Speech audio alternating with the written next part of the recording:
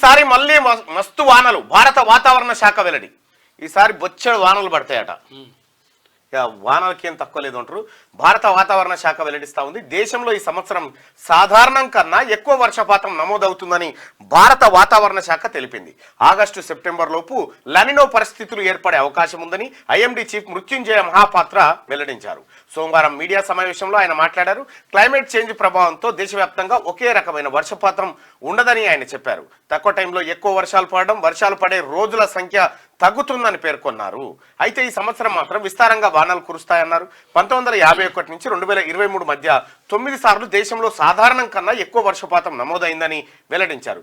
అలాగే గత సంవత్సరంలో 820 మిల్లీలీటర్ల వర్షపాతం రికార్డైందని ఆయన పేర్కొన్నారు. 2023కు ముందు వరుసగా 4 సార్లు దేశంలో సాధారణం కన్నా ఎక్కువ వర్షపాతం నమోదైందని చెప్పారు. మొత్తానికి ఈసారి వానలు అడ్డగోలుగా పడతాయట. వాతావరణ శాఖ ఇది జ్యోతిష్యం కాదు, పంచాంగం అంతకంటే కాదు.